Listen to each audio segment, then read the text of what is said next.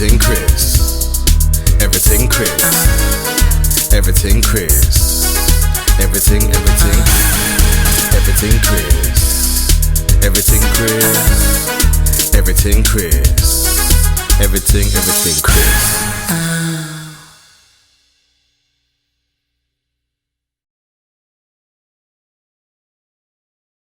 Wow. Talking of Australia, I've known that's a good country for basketball. You've got a great women's team over there, good men's Yeah. team over there as well. How was that like growing up playing basketball? What was the competition like for one, and the culture of basketball? What's it like over there? Yeah, I mean, I'm from Melbourne, so it's probably one of the bigger basketball populated sort of areas, you know. Yeah, So obviously with our women's team, I think they're ranked like second in the world or third in the world. So yeah, in terms of everyone playing, everyone does, you know, like women, men, the boys, girls, you know, everyone. If you go to a yeah, park, if you go to a basketball complex, everybody's sort of joining in, you know. You have sort of mixed matches. You've got boys on boys, boys and girls versus each other. Like it's pretty good like that. So I think when you have something like that, it creates pretty good basketball players, you know, and I think we've got a pretty good NBA influence right now with I think we've got okay, 10 or so guys in the yeah, yeah. NBA. So yeah, it's pretty good. It's a pretty good country to be from with all this basketball stuff. That's good, man. So what was the culture like as well in terms of the fans in terms with basketball? What are they like as well with basketball? Yeah, I mean, Australian fans are they're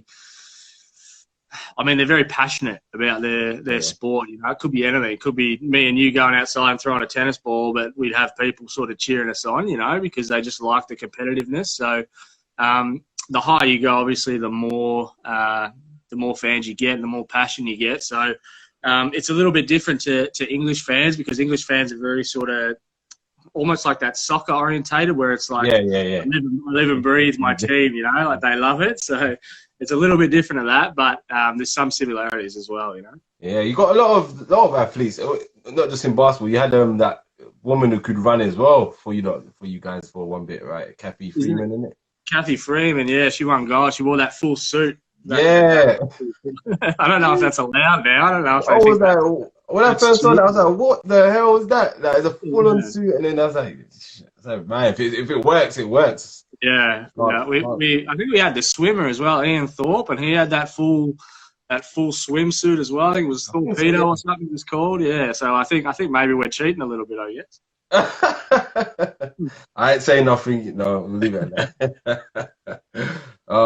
So like after that, then talk us through your journey, like leading up to. I think you came to Reading first, right? I did, yeah. So Yeah. So talk us through your journey leading up to Reading. I went to like a basketball high school. It's the same high school as where Ben Simmons went. So obviously everyone knows who that is, you know. Yeah, yeah, So it's sort of known as progressing in basketball. So from there, when I was there, I was like, I just want to play college basketball. You know, like that's my dream. I'll try and get over there. And I didn't do very well in high school, so I didn't have the grades to go to like a Division One or a Division Two. yeah. I had a couple of D2 offers, but I was ineligible, so I had to go to a junior college.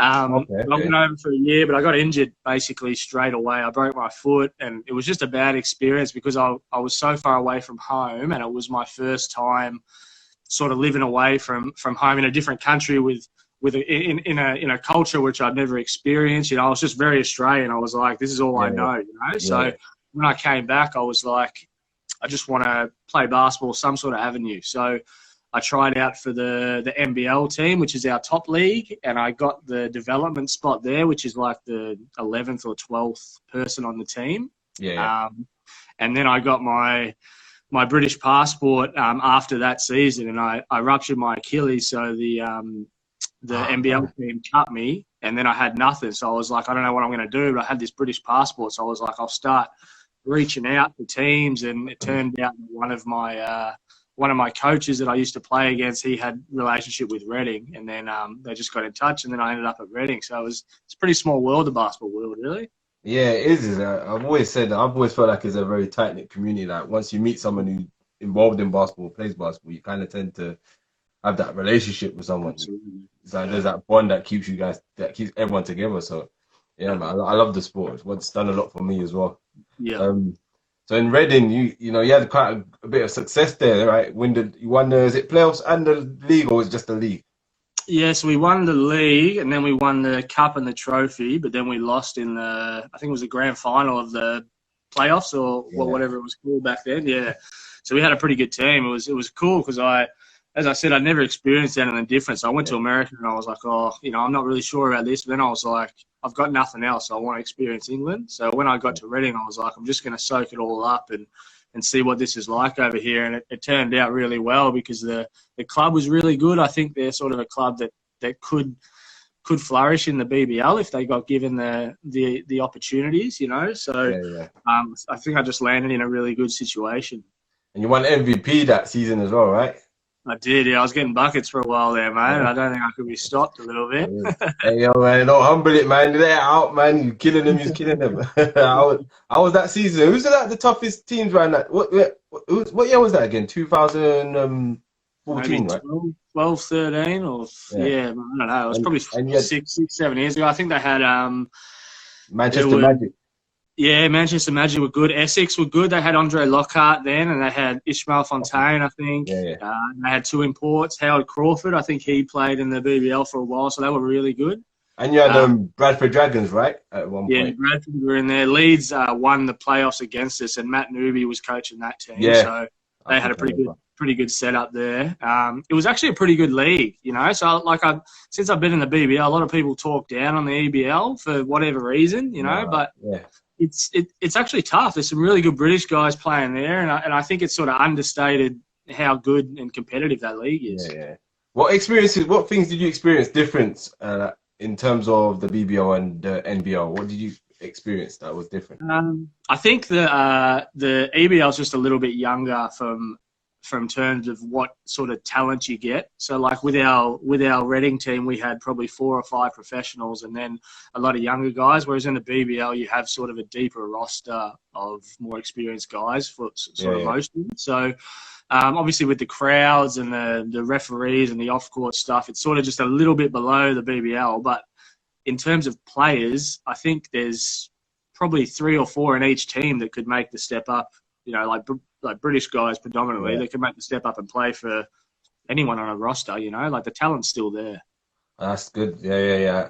That's good perspective on that. I always thought there's a lot of guys who could go up, but I've always thought Reading didn't go up to the BBL. Yeah, I think they need the stand or something there that they need, because you have to be able to suit a certain amount of people to be a BBL, and they just don't tick some of their boxes. But in terms of off court and a club, I think they're pretty tough. They run very well, yeah, definitely, man. How organised were they? Because I've heard they were a really organised club. Yeah, they were good. Like from the off court stuff, because sometimes depending where you play, the off-court stuff can sort of ruin the on-court stuff, But with Reading, it's like they had everything really sorted, from your coaching, from when training was, from getting your shots up, from getting weights, all that. Like everything was ticked off. It was just the fact that they don't own their own court, or they can't get access to another bleacher or whatever it is, So if they had that, I think they'd be a pretty tough BBL side. Yeah, man. Definitely. That would be good for their city as well, because they do have some great fans there. They've got some tough fans there, man. They're very supportive in away games as well. I've seen it. And it's like 20 minutes from London. I think when I was talking to them, they were like, "Yeah, you just get on the train and it's 20 minutes to London." It's like that's a perfect spot, Like for me, sort of out of the way where you're not in that hustle and bustle of London, but you're close enough where you can just get in there whenever you want. I love that. So you're commuting from London to Reading? No, so I was in Reading, but the amount of times we'd go to London, it was like you just get on and it was like £18 or something just for there and back. It's great. So that much. Yeah, Reading was around the corner from there, man. So it was not too bad. Everything Chris. Everything Chris.